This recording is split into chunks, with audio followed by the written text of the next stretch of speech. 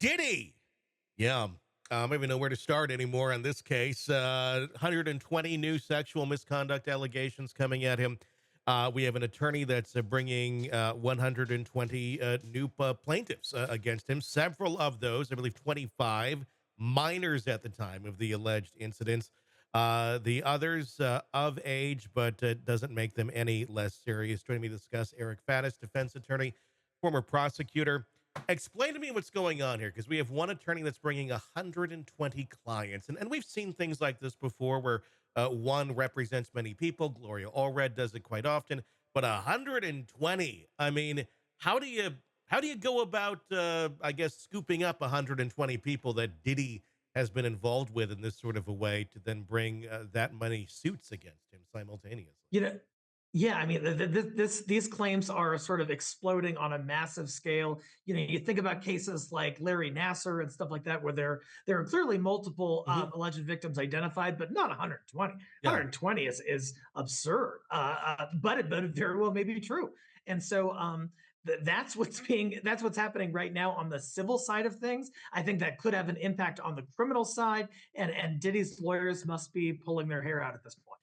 Yeah, I mean, I mean, it's getting to the point of a class action lawsuit, you know, for Exactly. sexual misconduct. I mean, has that ever existed before? A class action law for God. it's usually like a product or something that's Right. defective. And thinking about the Larry Nasser case is the only one that seems somewhat comparable, and there were Yeah, far less claimants in that matter. yeah. I mean, 120 incidents going back to 1991.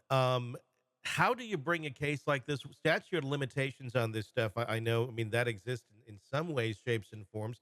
In the criminal side of things, it's a RICO case now, so they can dig back as far as they need to. But what about on the civil side of things? What sort of limits exist for trying to bring 120 cases dating back to 91?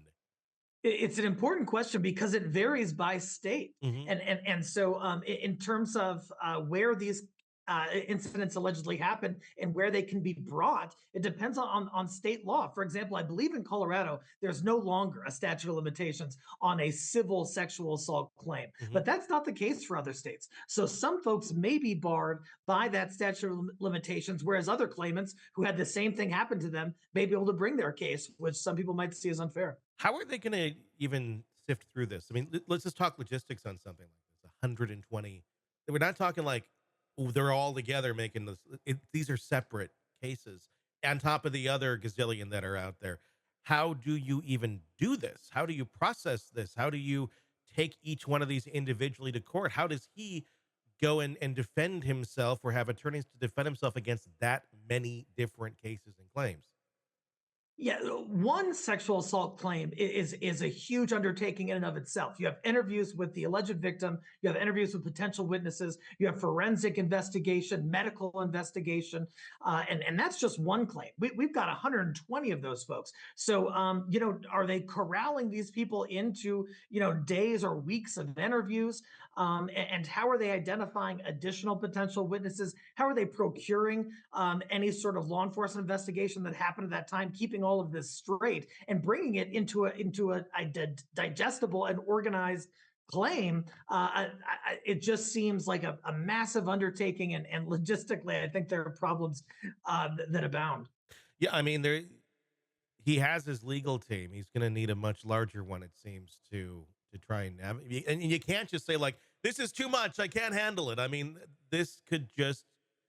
How does the court handle it? That's a lot of freaking cases. I mean, and I'm sure there'll be a handful that get dismissed and all of that, but within a wide shot here, basically of 120, you got to assume some are going to be sticking here and probably tying into a lot of the allegations that we've already seen against Diddy.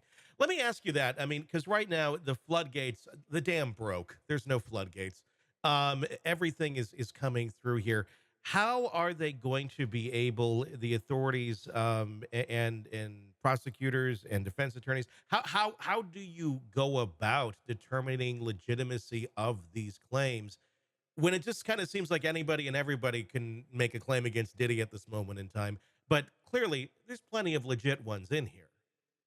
Sure, and those are certainly concerns, Tony. And like you said, some it just statistically it would seem would have to be legit, whereas some might not be. And so, in terms of deciding which ones go into which category, law enforcement is going to have to really look at this on a case by case basis. They're going to have to look at each individual claim, each individual claimant, whether they believe that person's credible, whether there's substantiating evidence behind every particular claim. And so, going one by one, we're talking different states. We're talking something that spans decades. It's just going to be a Herculean effort by authorities and also by attorneys on the civil side.